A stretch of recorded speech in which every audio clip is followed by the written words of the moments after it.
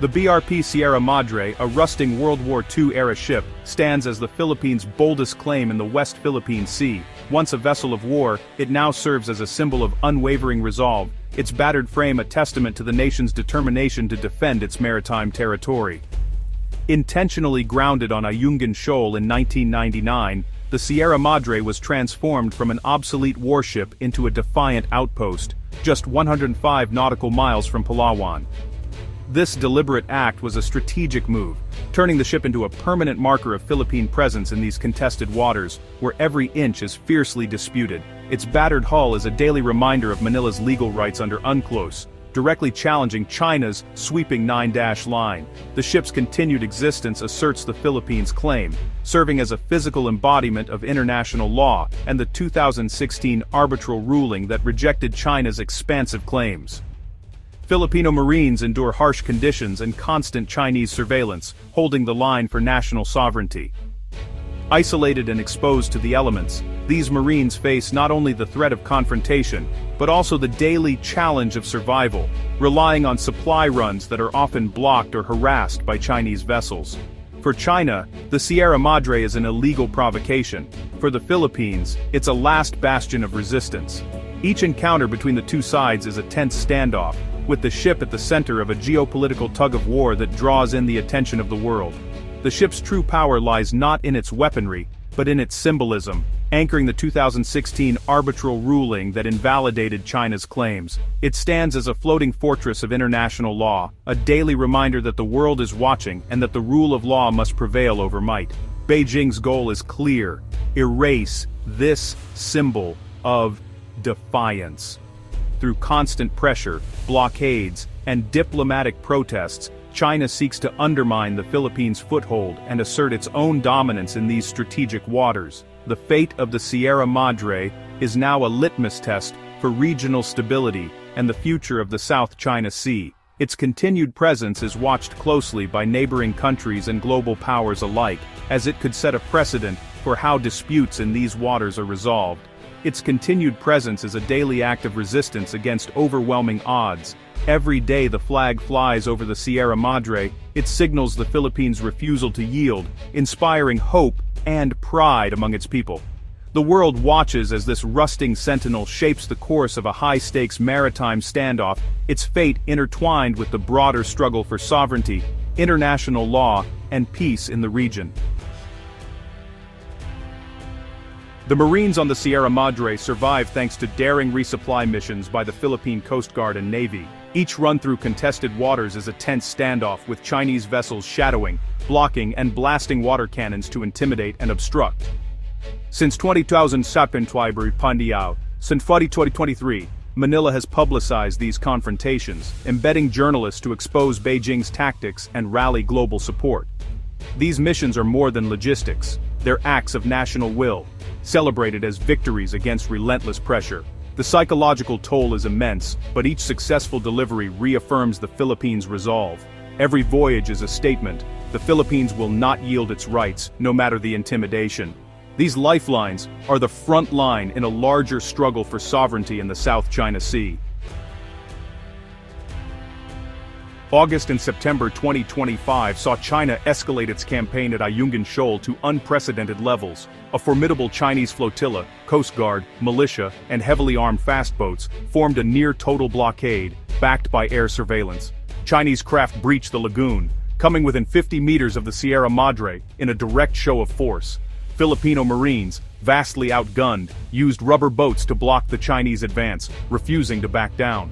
The standoff highlighted the razor-thin margin for error and the asymmetric nature of the conflict. Despite the pressure, the Philippines completed its resupply mission, proving its resolve. China's willingness to deploy militarized assets set a dangerous new precedent. The risk of direct military clash has never been higher. The Ayungin Shoal saga entered its most perilous chapter yet. June 17, 2024, marked a grim turning point. Chinese forces physically assaulted Philippine boats during a resupply mission. Armed with blades, Chinese personnel punctured hulls, boarded vessels, and injured a Filipino sailor. This was no longer harassment, it was open violence, crossing a line that shocked the Philippines and the world. The incident tested Manila's resolve and the credibility of its alliances. China's calculated escalation probed the limits of the US-Philippines Mutual Defense Treaty. The aftermath hardened Philippine resolve, transforming humiliation into a rallying cry for stronger defense. The dispute was no longer abstract. It became a visceral struggle for survival and dignity. The stage was set for even more volatile confrontations. After the violent June 2024 clash, both sides scrambled for a diplomatic pause. A fragile, temporary arrangement aimed to prevent further violence at Ayungin Shoal, but it was no solution to the core dispute. The deal's details were secret, but it briefly eased tensions, allowing resupply missions to continue. By August 2025, new incidents, like a collision near Scarborough Shoal, proved the truce was only a bandage. China used diplomacy to buy time, while the Philippines walked a tightrope between engagement and resistance. The underlying rivalry remained unresolved, and every agreement risked being seen as a concession. Lasting peace remained elusive as both sides braced for renewed confrontation. The Philippines' strongest weapon is the 2016 arbitral ruling from The Hague. The tribunal invalidated China's 9-dash line, affirming Ayungin Shoal lies within the Philippine EEZ. Under international law, Manila alone has rights to the shoal's resources. China's interference is illegal. Beijing rejected the ruling, dismissing it as meaningless and continuing its assertive actions. The standoff is now a test of international law versus brute force. For Manila, every resupply mission is a practical enforcement of the ruling and a call for global support. The Sierra Madre stands as a physical marker of this legal victory. China's defiance undermines the rules-based order, making the dispute a global issue. The legal battle is inseparable from the daily struggle on the shoal. The US-Philippines Mutual Defense Treaty looms over every encounter at Ayungin Shoal, casting a long and complex shadow across the South China Sea. This decades-old agreement, forged in the aftermath of World War II, was designed to deter aggression and ensure mutual protection. Today, it remains a powerful symbol of alliance, but also a source of tension and uncertainty as regional dynamics shift. Washington has declared that any armed attack on Philippine assets in the South China Sea would trigger its defense commitments under the treaty. This public assurance is meant to deter potential adversaries, but it also raises the stakes for every incident in these contested waters. China's gray zone tactics, harassment without open warfare, test the treaty's limits, probing when and if the US might actually intervene. These calculated provocations are designed to avoid outright conflict while steadily increasing pressure on the Philippines. US officials have repeatedly called the treaty ironclad, backing up their words with a visible increase in military presence and frequent joint patrols. These actions are meant to reassure allies and send a clear message to rivals. During tense moments, US Navy ships patrol nearby, signaling readiness and resolve without crossing the line into direct intervention. Their presence is a constant reminder that the US is watching, and that escalation could draw in a superpower. The ultimate test of the treaty would come if China were to forcibly remove the Sierra Madre, a grounded Philippine ship that serves as a military outpost. Such a move would almost certainly trigger the treaty and force a US response, with unpredictable consequences. The fate of this rusting ship is now a matter of global strategic credibility, symbolizing the resolve of both the Philippines and its allies to stand firm in the face of pressure. The risk of miscalculation or misunderstanding could have catastrophic consequences for the entire region, potentially drawing in multiple nations and destabilizing the broader Indo-Pacific. The world's eyes are fixed on this flashpoint, watching closely as history, strategy, and national pride collide in the waters of the South China Sea.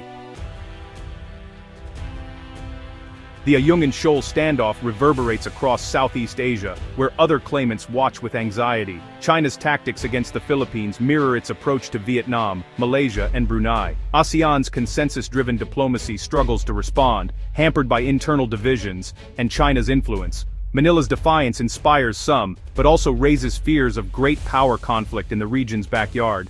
Many states quietly boost their maritime security, modernizing fleets and deepening ties with the US, Japan, and Australia. The dispute forces Southeast Asia to confront hard truths about security and sovereignty. The fate of the Sierra Madre is accelerating a regional realignment. A single rusting ship is reshaping the strategic landscape of the entire region. If China were to tow away the Sierra Madre, the world would witness an international crisis of historic proportions, one that could reshape the balance of power in Asia and beyond. The act would not only be a bold and provocative move, but it would also send shockwaves through diplomatic, military, and economic circles worldwide. Such an action would be a direct assault on Philippine sovereignty, undermining the nation's territorial integrity and its rights under international law. It would be seen as a blatant violation of the United Nations Convention on the Law of the Sea and a challenge to the 2016 Hague ruling that invalidated China's sweeping claims in the South China Sea. The Filipino people would likely erupt in protest, demanding a strong response from their government and the international community. In response, Manila would almost certainly sever diplomatic ties with Beijing and mobilize its military forces to defend its interests. The United States, bound by its mutual defense treaty with the Philippines, would be compelled to respond, potentially deploying naval and air assets to the region, and increasing military cooperation with its allies. The risk of escalation would be immediate and severe. The credibility of American security guarantees would be put to the ultimate test, as global allies and adversaries alike watch Washington's every move.